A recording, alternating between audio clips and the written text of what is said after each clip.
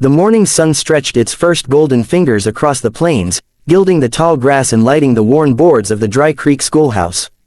Emma Lewis stood on the small wooden porch, her gloved hands folded nervously around a satchel that held more than books, it held her hopes. The soft whicker of horses and distant rumble of cattle drifted over the breeze, mingling with the scent of dust and sagebrush. This was her first post as a teacher, far from the city and the comfort of familiar streets. Here, everything was wide and endless, and she felt very small. She took a deep breath and stepped inside. The schoolroom was simple. Long wooden benches, a blackboard streaked with chalk, and a potbelly stove still cold from the night. She removed her bonnet, smoothing back her brown curls, and placed a vase with wildflowers on her desk, a touch of gentleness in a rugged land. The sound of laughter outside made her smile. The children arrived in pairs and trios, boots scuffing the floorboards, cheeks red from the morning chill. They greeted her shyly, some with curiosity, others with the easy boldness of country youth. Emma greeted each one by name, learning their faces, their voices, their nervous smiles. But then the door opened once more, and everything went quiet. A small girl stood in the doorway, dark hair in twin braids, a slate clutched tight to her chest. Her dress was patched but clean, and her wide eyes held both fear and wonder. Emma noticed how she lingered at the threshold, as though unsure she was welcome.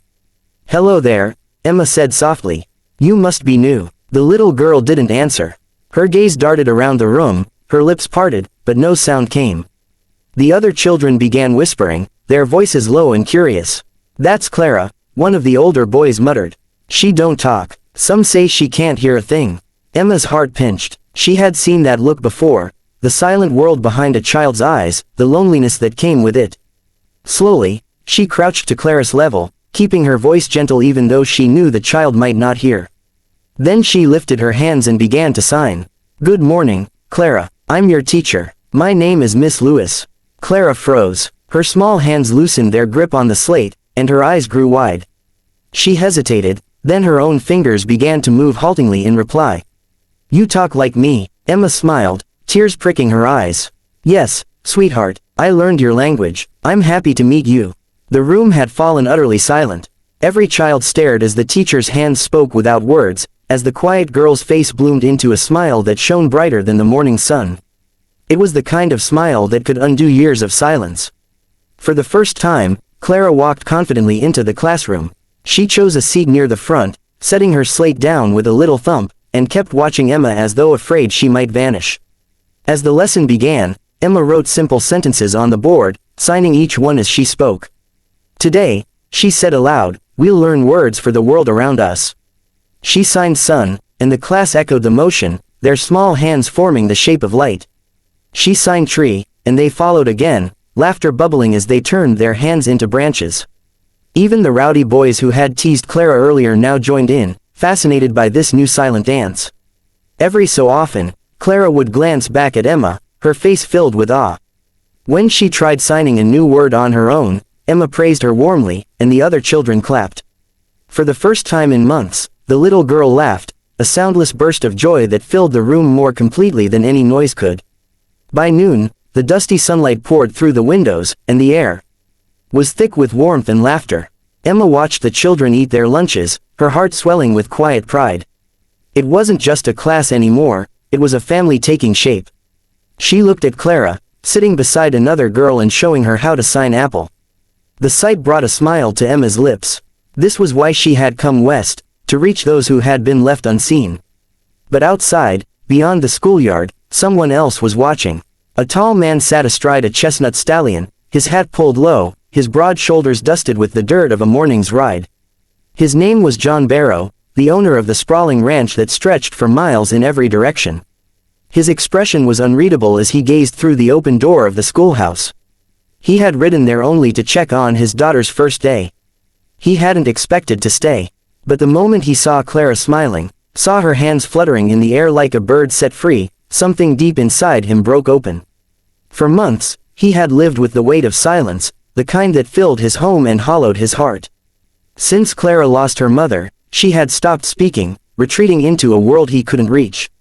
He'd tried doctors, tutors, preachers, none could bridge that gap. But here, in this little schoolhouse, he saw the impossible happening. His daughter was laughing, He leaned forward in the saddle, eyes narrowing as he watched the woman who had made it possible. She wasn't like anyone he knew. There was no fine dress or city shine about her, just a plain calico gown and a quiet confidence that seemed to radiate from her every movement. She smiled at each child like they mattered, and when she looked at Clara, really looked, John felt a lump rise in his throat. The sound of a wagon rattling by broke his thoughts. He pulled his hat lower and straightened in the saddle. Just then, Emma looked up from her desk. For the briefest instant, their eyes met, hers curious and startled, his dark and intense. Neither moved, but something passed between them, as tangible as the wind. Then she looked away, her cheeks coloring. John lingered a moment longer, then turned his horse toward home. The sun hung high above the plains, burning bright against the horizon. He should have felt relief knowing Clara was safe and happy. But instead, he felt something unfamiliar, something that made his pulse quicken. That night, after he'd tucked Clara into bed, John sat by the window with a cup of coffee gone cold. The ranch was silent except for the wind sighing across the fields. He looked out toward the dark line of the hills, where he knew the small schoolhouse stood.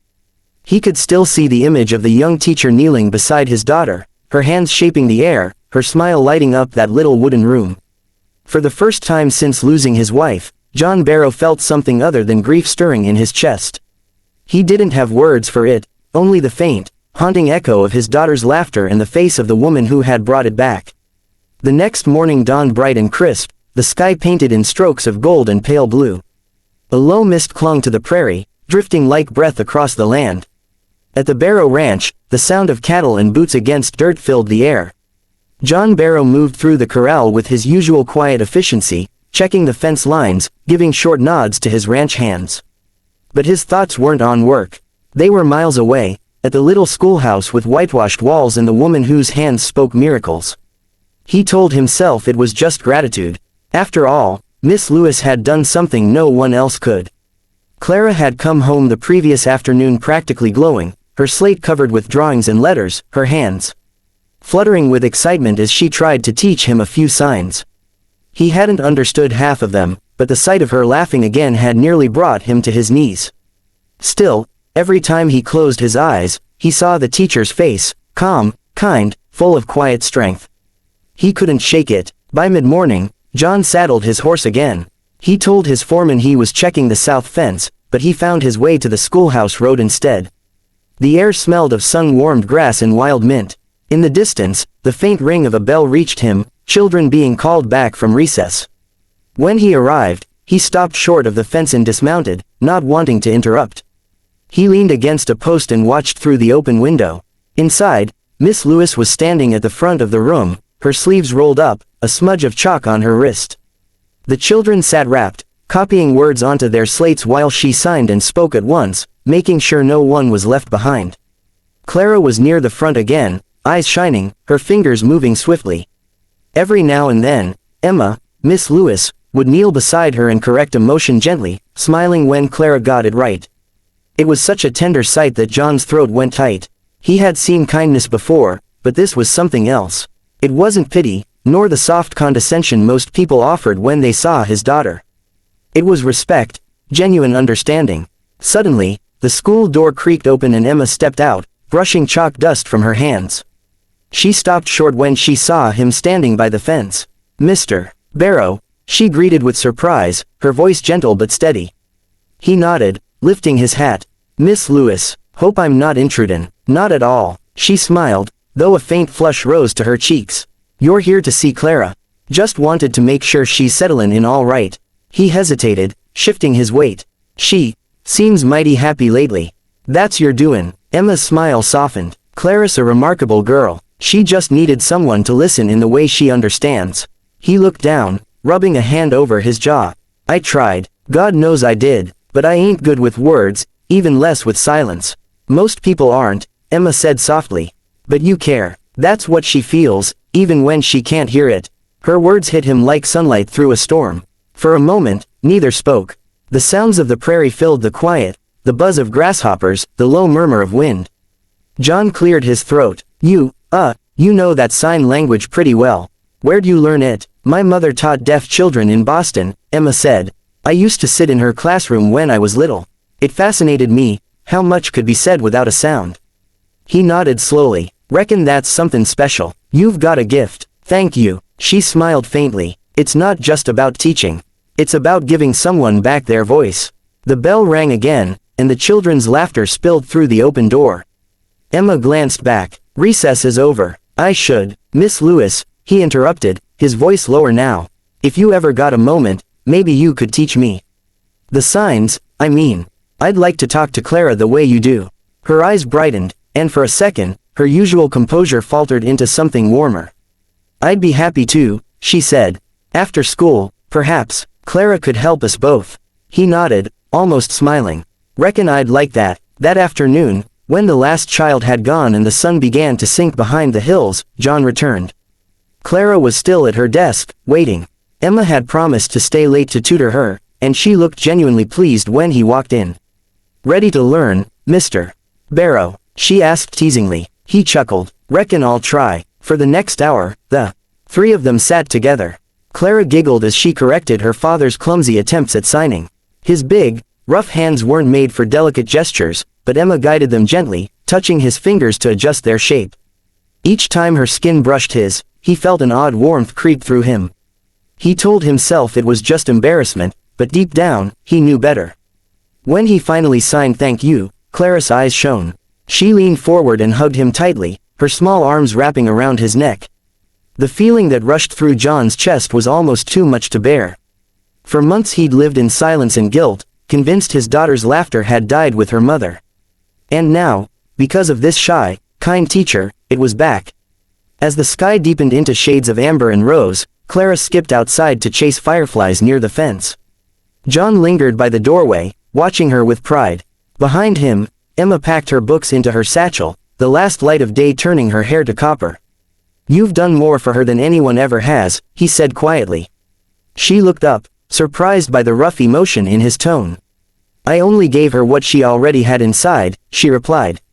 Hope, he nodded, swallowing hard. Still, I owe you. You owe me nothing, she said softly.